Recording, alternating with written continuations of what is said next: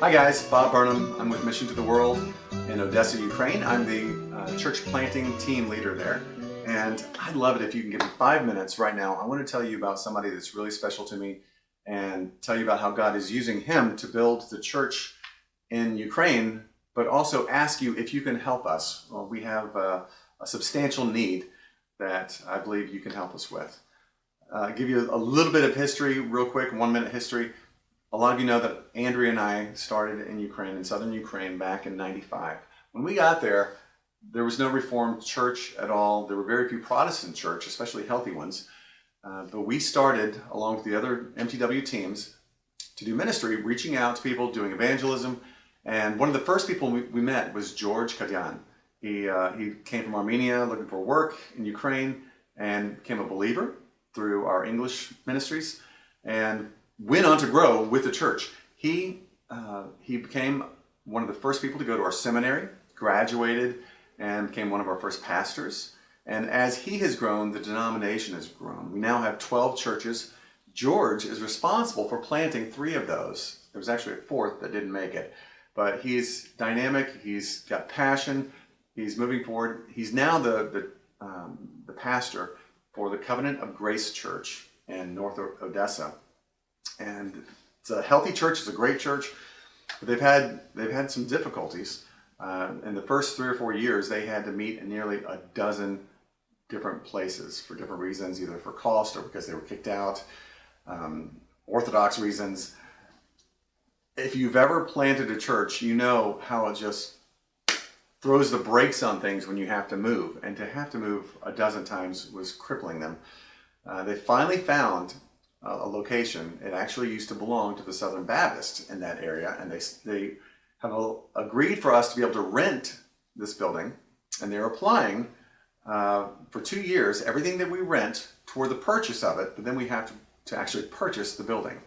It's a great location, it's a great size. The bottom floor we had thought would be great as a manse for the pastor and his family, so that would be taken care of. They don't have to raise enough money for living costs. The second floor would be used as the worship area. And then there's a 1-car garage over on the side. Well, we started using it, and it provided the stability we needed, provided the building that we needed. However, George looked at this and said, you know, really, especially for older people, we need to have the first floor as the worship area. The second floor we can use as an outreach center for reaching the youth of that area. And I said, George, where are you going to live? He said, I can live in the garage. So he wants to move his family, him and his wife and their 2 children, into this garage. We'll have to do some remodeling, some construction on it to make that appropriate for his family to live there. But I'm excited for him. He's excited. It's a great outreach. The reason, if that were the only reason, that would be enough, I think, just giving this church a chance. George is also, however, the head of the denomination's church planting committee. And they put him in that position because he's got passion. He wants to see churches go forth into Ukraine. And I believe that this building will be the launching pad that he needs.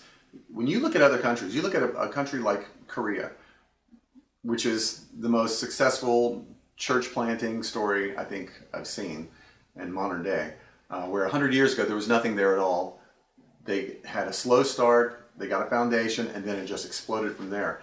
I don't know if God would do the same thing through Ukraine and through our denomination, but that's what we're praying for. And I believe if God is going to do something like that, he's going to do it through people like George. And he's already using George. He just needs a launching pad. He needs a place that we can call a permanent home that he can branch out from and travel from and know that his church is secure. So this is what I'm doing. I'm trying to raise funds for them to buy this building. The building itself is $140,000. Now, even though Ukraine is the poorest nation in Europe right now, this church has managed to save about $20,000 toward the purchase of this building, which is phenomenal. It's amazing. Beyond that, we've been renting for the last year and a half. That's another $15,000. So we got $35,000 so far that we applied. I was able to get a grant through the Ambassador's Fund at Mission to the World for $50,000 matching funds. So that brings us up to, what are we, $85,000 right now.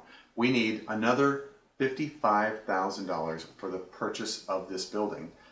And beyond that, probably another $50,000 to do the repairs and do the additions onto this garage to make it habitable for the George's family.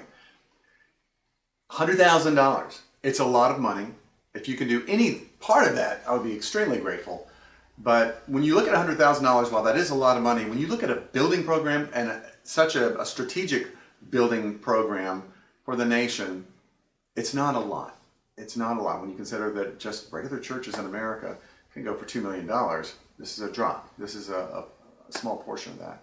But we need your help. If you're willing to help, would you please let me know? I'll give you a call and we can talk more about how you can be involved. But would you please pray about this? Pray whether God would allow you to make this tax deductible gift and help the nation of Ukraine. Help this very strategic nation reach out, this church reach out to not to only other Ukrainians, but beyond, into Russia, into Europe.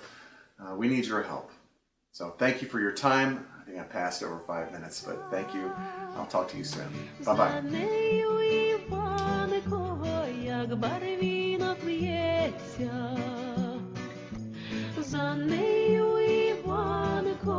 як барвінок в'ється. Галю ж моя, Галю, дай води напиться. Ти ж така хороша, дай хоч подивиться. Ти ж така хороша, дай хоч подивиться. Вода уста